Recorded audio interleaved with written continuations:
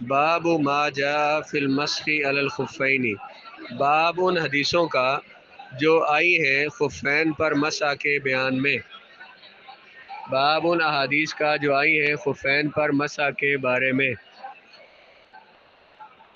حدثنی یحیی عن مالک عن ابن شہاب عن عباد بن زیاد من ولد المغیرة بن شعبة عن ابیہ عن المغیرة شعبة ان رسول اللہ صلی اللہ علیہ وسلم ذهب لحاجته فی غزوۃ تبوک۔ روایت ہے حضرت مغیرہ بن شعبہ رضی اللہ تعالیٰ عنہ سے، بے شک رسول اللہ صلی اللہ علیہ وآلہ وسلم گئے لحاجتی اپنی حاجت کے لیے غزوہ تبوک میں۔ قال المغیرۃ فذهبت معه، فرمایا حضرت مغیرہ نے میں گیا حضور کے ساتھ، بماء پانی کے ساتھ، یعنی پانی لے کر، میں حضور کے ساتھ پانی لے کر گیا۔ فجاء رسول اللہ صلی اللہ علیہ وآلہ وسلم فسکبت علیہ الماء، پس تشریف لائے رسول اللہ صلی اللہ علیہ وآلہ وسلم اور میں نے ڈالا آپ پر پانی، یعنی حضور قضائے حاجت سے واپس تشریف لائے، میں نے حضور پر پانی ڈالا۔ فغسل وجہہ، دھویا آپ نے اپنا چہرہ، ثم ذهب یخرج یدیہ من کمی جبتہ، پھر حضور نے ذهب یخرج، ذهب یہاں فعل شروع میں سے ہے، اخرج یخرج مانا ہوتا ہے نکالنا، پھر حضور نے شروع کیا نکالنا اپنے دونوں ہاتھوں کو، من کمی جبتی اپنے جبے کی دونوں آستینوں سے، اپنے جبے کی دونوں آستینوں سے دونوں ہاتھ نکالنا شروع کیے۔ فلم یستطیع، پس حضور نہ نکال سکے، استطاع یستطیع استطاعت رکھنا، آپ نہ نکال سکے اپنے ہاتھ، من دی کی کمیل جبتی، کمینی تھا، کمینی کو آگے مضاف کیا تو نون گر گیا،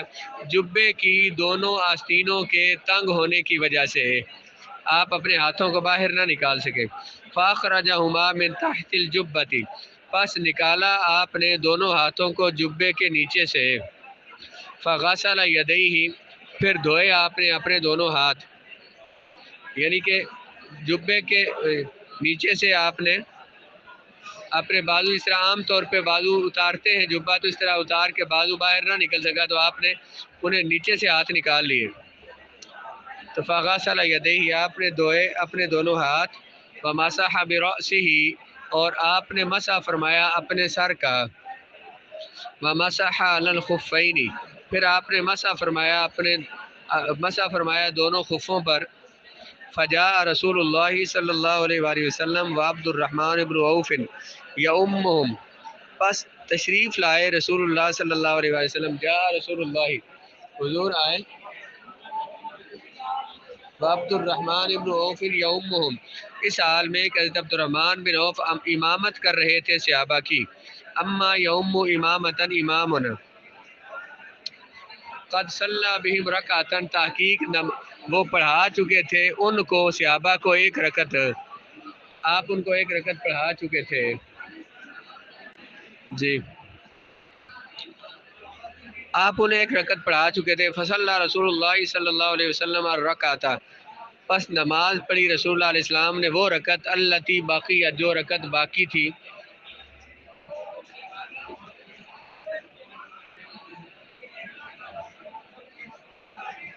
التی باقیت علیہم، جو رکعت باقی تھی وہ ان کے ساتھ حضور نے پڑھی۔ ففزع الناس، پس لوگ ڈر گئے، فلما قضا رسول اللہ صلی اللہ علیہ وآلہ وسلم، قضا یقضی، قضان ادا کرنا، جب ادا کر چکے رسول اللہ علیہ السلام نماز، قال احسنتم، آپ نے فرمایا تم نے ٹھیک کیا، صحابہ کو فرمایا۔ اب اس میں حضور علیہ السلام کے خفین پر مسح کرنے کا ذکر ہے، اس کو امام مالک نے دلیل بنایا ہے کہ خفوں پر مسح کرنا، موزوں پر مسح کرنا یہ جائز ہے۔ نیچے حاشیے میں لکھا ہوا ہے کہ موزوں پر مسح کرنے کے متعلق صحابہ کرام کے مابین کوئی اختلاف نہیں تھا، موزوں پر مسح کرنا اہل سنت کی علامت ہے۔ حضرت امام ابو حنیفہ نے فرمایا میں نے اس وقت تک موزوں پر مسح کرنے کا قول نہیں کیا، موزوں پر مسح کرنے پر مسح میں نے نہیں کیا جب تک میرے لیے یہ حقیقت روزے روشن چمکتے ہوئے دن کی طرح میرے نزدیک جب تک یہ روایات واضح نہیں ہوئی تو میں نے خفین پر مسح نہیں کیا۔ موضوع پر مسح کرنے کا ذکر قرآن مجید میں نہیں ہے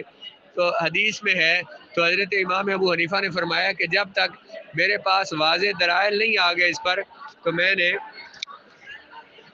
خفین پر مسح نہیں کیا۔ یعنی کہ اتنے سارے صحابہ کرام سے یہ عمل ثابت ہے کہ وہ حدیث تواتر کی حد تک حدیثیں پہنچ گئی ہیں، اس لیے جب تک اتنے سارے صحابہ سے مجھے یہ عمل نہیں ملا تو میں نے اس وقت تک موضوع پر مسح نہیں کیا۔ حدثني عن مالك عن نافع وعبد الله بن دينار انهما اخبراه ان عبد الله بن عمر رضي الله تعالى عنه قدم الكوفة على سعد بن ابي وقاص وهو اميرها۔ حدیث بیان کی مجھے امام مالک سے، نافع نے امام مالک سے، اور انہوں نے بیان کی نافع سے اور عبداللہ بن دینار سے، اور انہما انہوں نے نافع اور عبداللہ بن دینار نے اخبراہ خبر دی ان کو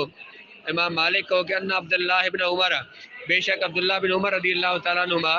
قادم الکوفہ آئے کوفہ حضرت سعد بن ابی وقاص پر، یعنی ان کے پاس آئے، کوفہ آئے حضرت سعد بن ابی وقاص کے پاس، وہ امیرھا اور حضرت سعد بن ابی وقاص کوفہ کے امیر تھے۔ فرآہ عبداللہ بن عمر دیکھا ان کو، یعنی حضرت سعد بن ابی وقاص کو عبداللہ بن عمر نے یمسح علی الخفین کہ وہ موزے پہن کر ان پر مسح کر رہے، فانکر ذلک علیہ پس انکار کیا اس بات کا، انکار کیا اعتراض کیا عبداللہ بن عمر نے ذالک اس بات کا ان پر، یعنی حضرت سعد بن ابی وقاص پر۔ فقال له سعد فرمایا ان سے حضرت سعد نے سل ابا کا پوچھ لو اپنے باپ سے، یعنی حضرت عمر سے، اذا قدمت علیہ جب تم ان کے پاس جاؤ گے، جب تم اپنے باپ کے پاس جاؤ گے ان سے پوچھ لینا کہ فین پر مسح کر سکتے ہیں یا نہیں۔ فقادم عبداللہ حضرت عبداللہ آئے اپنے والد کے پاس حضرت عمر کے پاس، فناسی آئیں یس علی عمر عن ذالک وہ بھول گئے سوال کرنا حضرت عمر سے اس بارے میں، حتی قادم سعد یہاں تک کہ آئے حضرت سعد واپس مدینہ آئے۔ فقال اسالت اباکا کیا تم نے سوال کیا اپنے باپ سے؟ فقال لا انہوں نے کہا نہیں۔ فسالہ عبداللہ تو پس سوال کیا ان سے، یعنی حضرت عمر سے حضرت عبداللہ نے۔ فقال عمر حضرت عمر نے فرمایا اذا ادخلت رجلیک فی الخفین جب تو داخل کرے اپنے دونوں پاؤں خفوں میں، وہما طاہرتان اس حال میں کہ وہ دونوں خفے پاک اور تمہارے پاؤں پاک ہوں، فامسح علیہما تو تم مسح کر لو خفوں پر، دونوں خفوں پر۔ فقال عبداللہ عبداللہ نے کہا وَإِنْ جَاءَ أَحَدُنَا مِنَ الْغَائِطِ اگرچہ ہم میں سے کوئی آئے پاخانہ کر کے تو پھر بھی قضائے حاجت کر کے آئے۔ فقال عمر فرمایا حضرت عمر نے نعم پھر بھی، وَإِنْ جَاءَ أَحَدُكُم مِّنَ الْغَائِطِ اگرچہ تم میں سے کوئی قضائے حاجت کے بعد آئے تو وہ وضو کرے تو خفین پر مسح کر سکتا ہے۔ حدثني عن مالك عن نافع ان عبد الله بن عمر رضي الله تعالى عنه بال في السوق ثم تودع فغسل وجهه ويديه ومسح رأسه ثم دعي للجنازة ليصلي عليها ثم دخل المسجد فمسح على خفيه ثم صلى عليها۔ ہمیں حدیث بیان کی امام مالک سے، انہوں نے حدیث بیان کی نافع سے کہ حضرت عبداللہ بن عمر رضی اللہ تعالیٰ عنہ جو نافع کے استاد ہیں، بالا پھر سو کی انہوں نے پیشاب کیا راستے میں بازار میں، ثم توضا پھر وضو کیا، فغسل وجہہ انہوں نے دھویا اپنا چہرہ، ویدیہ اور اپنے دونوں ہاتھ، ومسح رأسہ اور مسح کیا اپنے سر کا، پھر انہیں بلایا گیا جنازے کے لیے، دعیا ماضی مجہول کا صیغہ، پھر انہیں بلایا گیا جنازہ کے لیے تاکہ وہ نماز پڑھائیں جنازے پر۔ جب وہ داخل ہوئے مسجد میں، فمسح انہوں نے مسح کیا دونوں خفوں پر، اور صلی علیہا اور نماز جنازہ اور نماز ادا کی علیہا جنازے پر، اور نماز ادا کی جنازہ پر۔ حدثني عن مالك عن سعيد بن عبد الرحمن بن رفيع انه قال رأيت انس بن مالك اتي قباء فبال ثم اتي بوضوء اتى قباء فبال ثم أتي بوضوء فتودع فغسل وجهه ويديه إلى المرفقين. روایت کی گئی ہے سعید بن عبد الرحمن بن رکیش سے، انہوں نے کہا کہ میں نے دیکھا حضرت انس بن مالک رضی اللہ تعالیٰ عنہ کو کہ وہ آئے قباء میں، فبالا، بس انہوں نے پیشاب کیا، پھر لایا گیا وضو کا پانی، وضو ان پانی لایا گیا،